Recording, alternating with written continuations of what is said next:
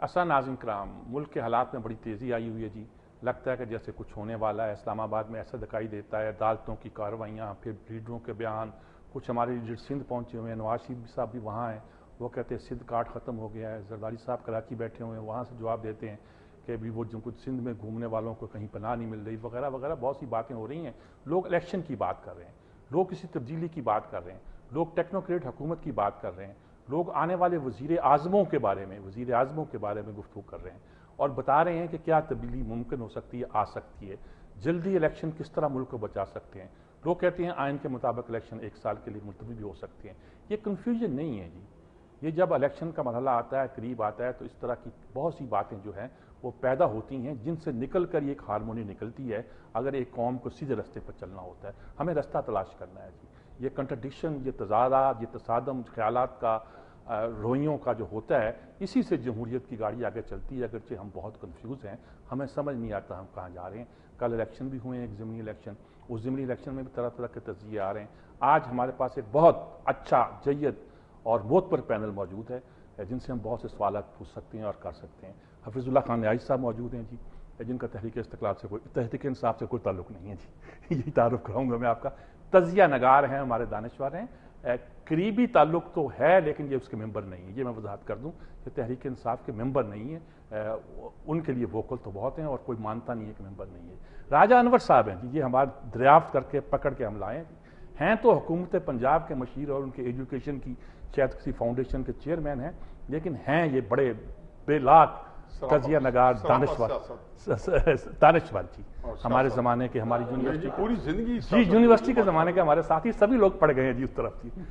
سلمان غنی صاحب ہیں ہمارا، آپ ان کو بہت اچھی طرح جانتے ہیں، پہچانتے ہوں گے. بڑے اچھے ممتاز تجزیہ نگار، صحافی، دانشور. ان کی باتیں بڑی کلیئر اور صاف ہوتی ہیں. شوکت بسلا صاحب جی ویسے ڈپٹی پارلیمنٹ لیڈر ہیں ہماری پنجاب اسمبلی میں، لیکن بولتے یہ بھی کمال کا ہے جی. اسمبلی پارلیمنٹرین سے ہٹ کر بھی یہ پیپلز پارٹی کا کیس جب بیان کرتے ہیں تو راجہ صاحب تو مسلم لیگ کے نہیں ہیں تو بڑا مشکل ہو جاتا ہے ان کا جواب دینا جی.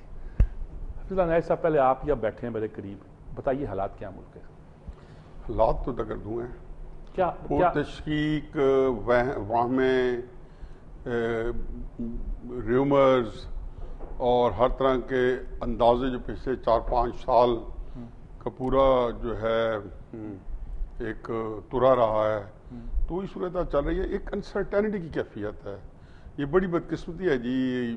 ایک سروے آیا ہے کہ لبنان میں 84% لوگ جو ہیں وہ جمہوریت کو پسند کرتے ہیں اور پاکستان میں 42%. یعنی لبنان جیسے ملک سے آدھے، اور یہ 2-3 سال سے یہی کیفیت ہے. میرے صاحب پاکستان کے اندر جو ہے نا، جو سیاست کے اوپر جتنے سروے آتے ہیں نا، اس کے اندر میں نے دیکھا کہ بڑی ایک بہت ویریشن ہے. ایک عجیب و غریب رولر کوسٹر ہے کئی دفعہ. اور اس وقت کا جو ماحول ہے اس کا بڑا امپیکٹ پڑتا ہے. یہی تو میں کہہ رہا ہوں.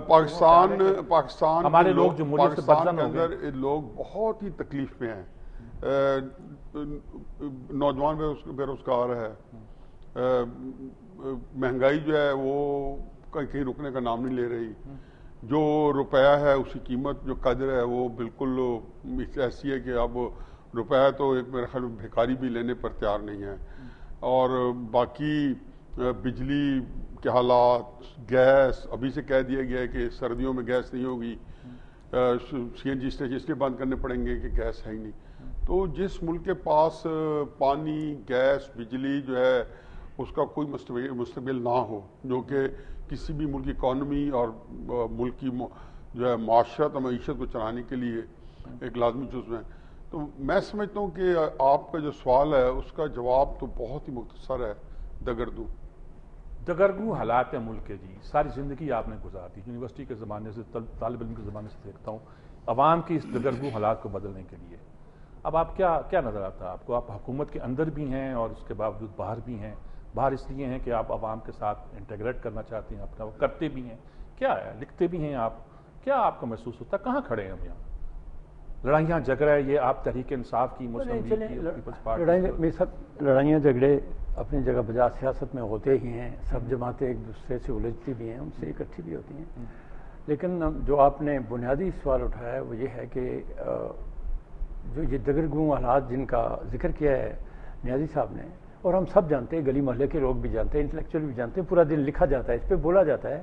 ہمیں ان سوالات کا جواب لے کر ہی انتخاب میں اترنا چاہیے، کیونکہ یہ بڑے بنیادی آپ کے سوال ہیں. ان کے ساتھ کچھ اور سوال بھی جوڑ دیں اگر آپ. الیکشن پوسٹ پون کر دیں. نہیں، الیکشن پوسٹ پون نہ کریں. پولیٹیکل پارٹیز کو ان کے سوالوں کے جواب ڈھونڈ کر ہی میدان میں اترنا چاہیے. آپ پوسٹ پون کرتے رہیں گے تو 6 سال بھی وہ سوال تو اور خراب ہوتا چلا جائے گا. مثلا اس کے ساتھ آپ یہ سوال بھی جوڑ دیں کہ آپ کی خارجہ پالیسی کس طرح چلے گی اور کون چلائے گا.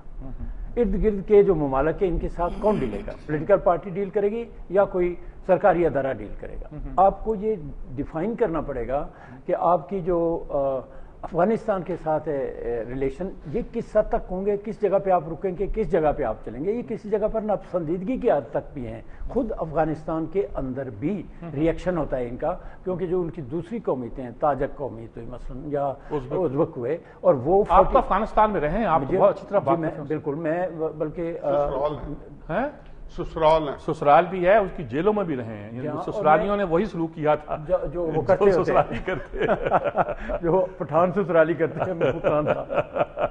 تو یہ میں سمجھتا ہوں کہ اس کی حدود بھی متعین ہونی چاہیے. یہ سارے وہ کویشچن ہیں جن کے بغیر 2008 کا الیکشن ہوا تب ان مسائل کا آغاز ہوا تھا، لیکن کچھ مسائل تو پہلے سے موجود ہیں. آپ امریکہ سے کیسے ڈیل کریں گے؟ آپ کس جگہ پہ کھڑے ہوں گے؟ ایک دن ایک جگہ پہ ویسیلیٹ کرتے ہیں، ایک جگہ دوسری جگہ پہ جانا پڑتا ہے، کیونکہ کمپریہنسو پالیسی پولیٹیکل پارٹیز کو بنانی پڑے گی. الیکشن میں اترنے سے پہلے گیس کہاں سے آئے گی، کیسے لائیں گے، بجلی سے کوئلہ بنائیں گے یا کسی اور چیز سے بنائیں گے، بایو سے بنائیں گے، کیا ہم لے کے انرجی آئیں گے، سورج کی انرجی لے کے آئیں گے. یہ سارے وہ سوالات کہاں سے آپ جابز دیں گے. آپ کا مطلب ہے کہ میاں نواز شریف جو میثاق پاکستان کی بات کرتے ہیں وہ پہلے تیار ہونا چاہیے.